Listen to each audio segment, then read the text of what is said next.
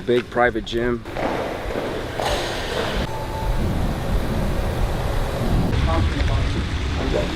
I know there's a lot of things that we could accomplish, and there's a lot of things that we could give back, not only to our people, but to our community. The first Benavidez boxing gym, the one in Burien, he paints them all himself, so he's a talented brother. So he, but yeah, this is my dad's design, you know what I mean? This is actually my first time, you know, starting training camp here in this.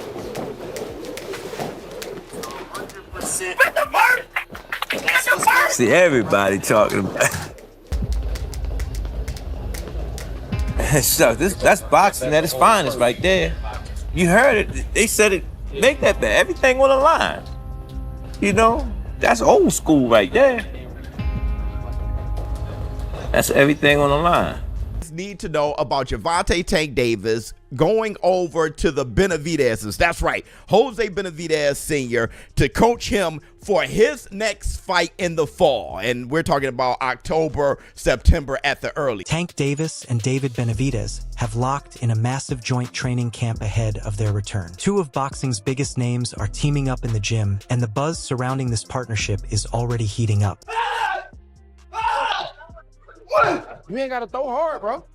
Just touch him. Throw like sevens, 6s or 7s. Throw hard when you got him. Yeah.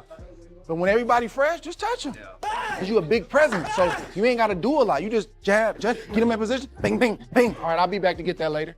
And just be patient. Your game will go up 30, 40%, just on that. A lot of times what you do, you come in, you can see it.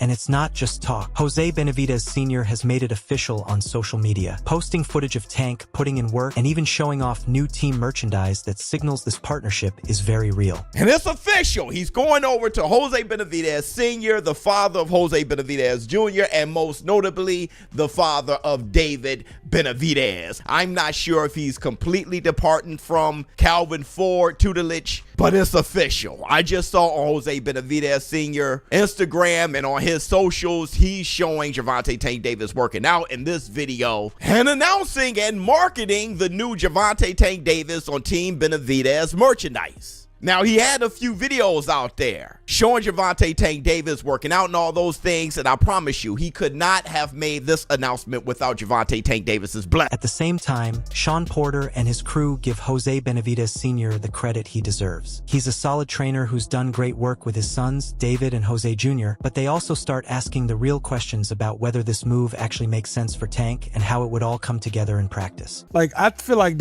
Jose can definitely train his son. I'm not sure about everything. Yeah, that's what I was gonna say. We seen him train Jose and David, and then also Pacheco and Rayo. Jose Rayo, yeah, and Pacheco as well. You know, Pacheco isn't with them, and they both are gone. Yeah. And yeah, they both are. The respect between Tank and David Benavidez has been building for a while. They've shown mutual admiration publicly, even during press events for previous cards. And now that this joint camp is official, the excitement is real. There's genuine chemistry between them, and the buzz surrounding this partnership is only growing. This is a dream come true for me. You know, I've always been wanting to fight on a card with Gervonta Davis, and now that we got it set up, this is going to be the biggest card of the year. I won the David Benavidez fight before, I think when he fought Caleb Plant. And at first I didn't know that, you know, he was one of them guys. Till I actually, you know, went to his fight and put the earphones on and, you know, I was close up. So I'm definitely excited to be on a card with someone like him, a guy just like explosive. So I feel as though like even if during the 15th, the pay-per-view was $100, it's worth it. And dude, their photo ops together, you can tell that there's a genuine like and respect that they have with you. On that note, Shawn Porter offers some insight into what might be driving Tank's decision, suggesting that for a fighter at his level, personal comfort in the gym and a strong relationship with a trainer can matter just as much as technical expertise, especially when you're already at the top of the game. I feel like he's comfortable with Jose. And just telling y'all what I know, sometimes that's all it takes. Whatever's going to get this light flip up, turned on, and keep it on, sometimes it's comfort. I just need somebody that I feel comfortable with, that I can be myself with, and that, you know, when I'm ready to move, they moving. When they ready to move, I'm moving. And I feel like he thinks he has that with Jose. Stepping back for a moment, the conversation turns to Tank's long-standing bond with Calvin Ford, the man who's been in his corner since the very beginning. Shawn Porter and his crew acknowledge Ford's massive role in shaping Tank's career from the early days in Baltimore to the championship level, and how he stood by him through all the ups and downs that come with the territory. I don't add up the beef with him and Calvin Ford, really. I guess Calvin may have done an interview or two that Gervonta didn't like, but it's like, that made no sense, man. Calvin is a good trainer. Even though Calvin didn't move the needle for Jahan Ingram over the weekend. Jahan Ingram lost to Devin Cushing. It didn't look like Calvin had a big impact on him winning, and he wound up losing to Devin Cushing. Devin Cushing, bigger guy anyways. But when I saw Truck do that, I go, okay, so Calvin has an imprint. He has a system. There's a way a guy he builds from scratch in the Baltimore amateur program looks.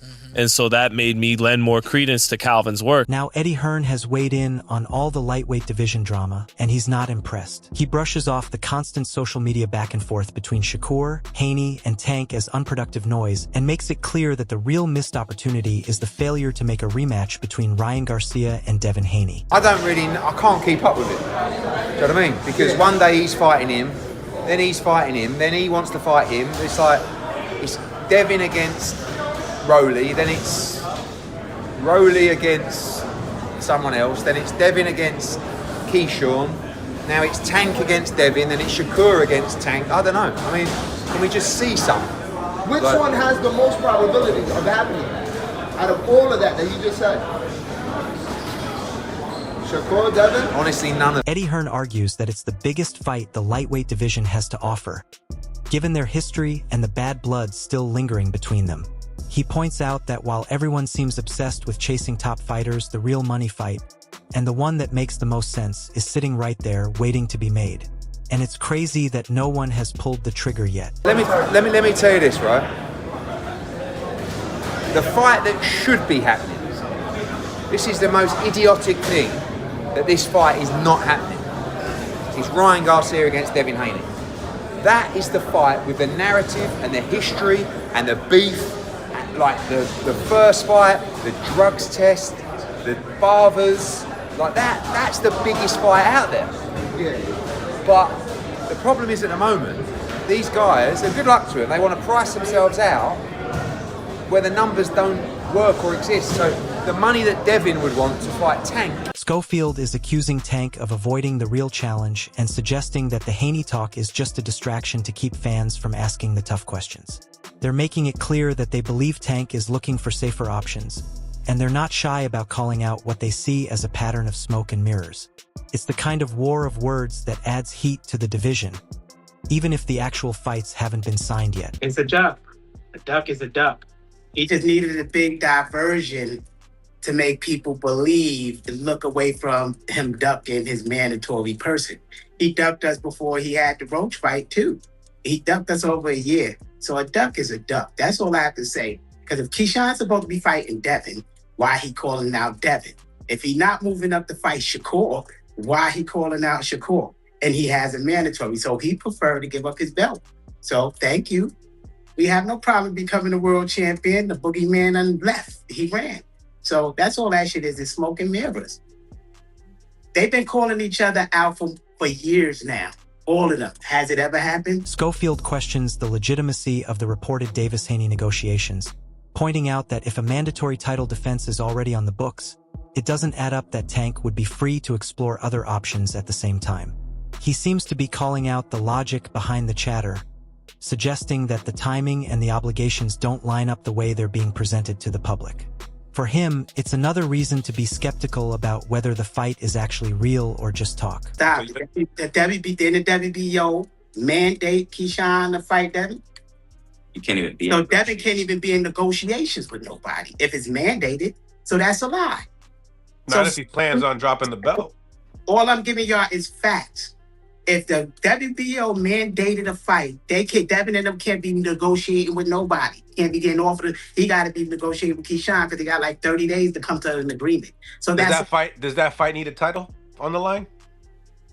No, it don't need no title on the line. Number one, if the WBO mandated, it's a title on it. On the bright side, Schofield isn't letting the Tank situation slow him down. He's already looking ahead to a fight with Lucas Body and keeping an eye on the winner of a potential Roach versus Zepeda matchup. He's making it clear that while the Davis opportunity would have been huge, he's not about to sit around waiting for something that may never happen. Instead, he's staying active, taking tough fights, and building his name the old-fashioned way, one win at a time. On to the next. We'll be fighting Lucas Body, then hopefully Roach or Zepeda, the winner of that. Life moves on past Tank. Tank stops nothing. We just had to go through that to free up that belt so the lightweight division ain't hostile. Adding to that, Schofield expresses his disappointment, revealing that he and his team were fully prepared for a potential showdown in September or October, only to see those plans seemingly fall apart. He makes it clear that they had done the work, mapped out the timeline, and were ready to sign on the dotted line, but the fight never materialized the way they had expected. It's a frustrating position for any rising contender, especially when you've put yourself in line for a career-defining opportunity. I'm not gonna lie. I gave Tank the benefit of the doubt. You know, I was like, yeah, like we about to fight. You know, we were shooting for what, September? September, October. Then, you know, my dad and team come back, they're like, hey, like, it's looking shaky right now. It look like he's not gonna accept the fight. Nah, he's just probably just going through some stuff legally and all this other stuff. I'm gonna find out he's over here sending offers to Devin's team and stuff like that. So, like my dad, like I said, I was trying to give him the benefit of the doubt. My dad was saying like... On the topic of physical matchups, the host breaks down the size difference between the two fighters, noting that Devin Haney is significantly bigger, often weighing around 180 pounds on fight night. That kind of size advantage raises questions about how he manages to cut down to the lower weight classes and whether the toll of shedding those extra pounds could affect his performance inside the ring. It's a factor that can't be ignored, especially when facing a naturally smaller opponent who doesn't have to drain himself as much to make weight. Scales check. Gervonta Tank Davis and Shakur Stevenson weighing pretty much the same, walking around like Shakur and Gervonta should be the fight. Shakur Stevenson 148 point whatever, while Gervonta Tank Davis is 147. They are both walking around the same. Those guys are the same size. And Keyshawn Davis being in the mid 150s, that makes sense. But you notice who didn't do a scales check, and that's Debo. Funny thing is, Bill Haney did. He's like, I'm 200 pounds. Looking at the possibilities, Showbiz the Adult paints a dream scenario for boxing. One where Shakur Stevenson gets past Devin Haney and then steps in to face Gervonta Tank Davis in what would be an all-time historic run of fights. It's the kind of sequence fans dream about. Two of the sport's brightest stars, both in their prime, putting everything on the line to settle who truly rules the lightweight division. Showbiz makes it clear that if those pieces fall into place, boxing could be looking at a stretch of matchups that rivals the sport's golden eras. The kind that defines legacies and leaves fans talking for decades. If Shakur Stevenson beats Debo at 144, if he beats him and then fight Gervonta Tank Davis, Shakur, no disrespect, brother. I'm sorry, but you're a sugar. You're a sugar. That's some Sugar Ray Leonard versus Wilfred Benitez, then Duran and Tommy Hearns and Hagler type shit. Hit the Tyson Bell. That's what that'll be. Neo-Fimo, then Debo, then Tank. Recently, Gervonta Tank Davis has been heating things up on social media, firing off posts and trading verbal jabs with Shakur Stevenson on X. It's a sign that the lightweight division's biggest names are already keeping an eye on each other, even if a fight hasn't officially been booked yet. The back and forth has sparked renewed interest among fans, with many wondering if the online tension could eventually lead to a real showdown inside the ring. Tank Davis is back. War Room, he's back. And I want you guys to put a hashtag right now in the comment section saying free Tank. Free Tank! Tank is back talking his bull jive under an account that looks like a burner account called G Money with a profile pic which doesn't compliment Clarissa Shields at all. The quote, he got the quote out there looking bad. And she has something to say about that shit. What you mean? Like, why do you have this up? He just and I don't know what Tank was talking about. That just sounds like a bunch of bullshit.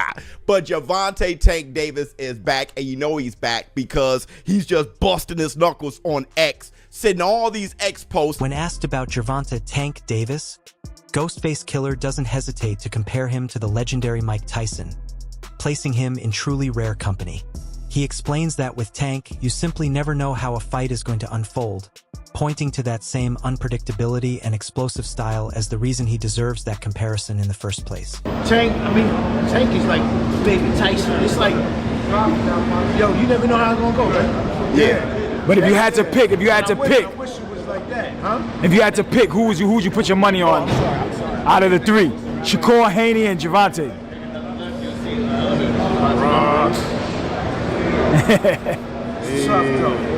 You got one shot. They all lot, you know what I mean? Probably gotta be able to take a. Turning to what's happening in the division, the conversation shifts to the rumored matchup between Shakur Stevenson and Devin Haney. Dos Santos weighed in but refused to pick a winner, calling it an extremely difficult fight to predict because both are elite, high IQ boxers who rarely make mistakes inside the ring. He pointed out that fights like this often come down to the smallest details.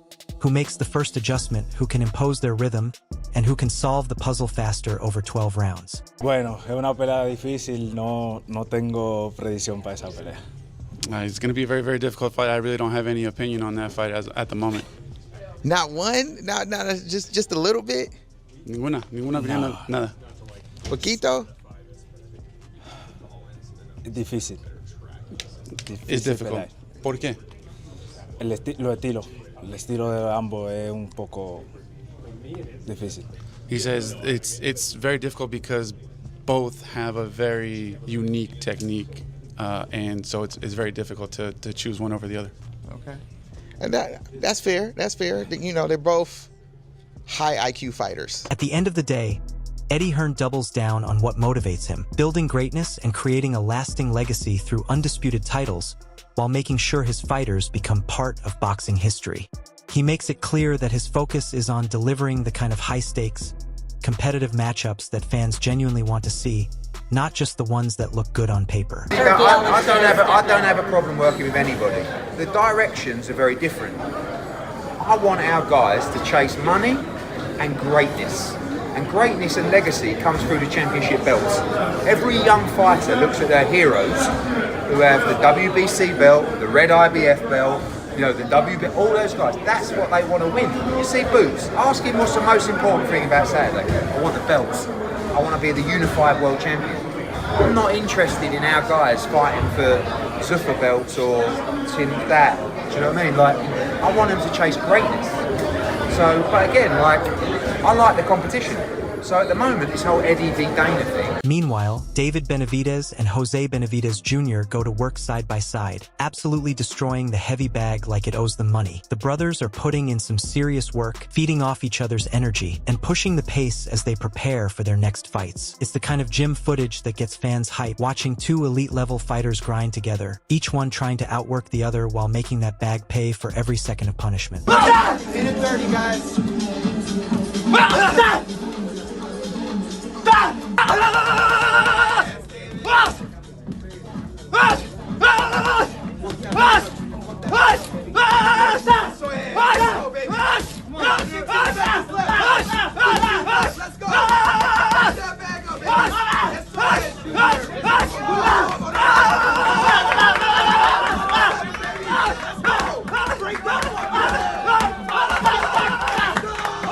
That wraps up everything we know so far about Gervonta Tank Davis's long-awaited return to the ring. Whether his next opponent ends up being Floyd Schofield or Devin Haney, one thing is certain: Tank's comeback is shaping up to be one of the biggest stories in boxing. While discussions surrounding both matchups have taken place, nothing has been officially finalized yet. Tank's return also depends on resolving his current legal situation. A fight with Floyd Schofield would be a dangerous test against one of boxing's rising undefeated contenders, while a showdown with Devin Haney would be one of the biggest blockbuster fights the sport can make today.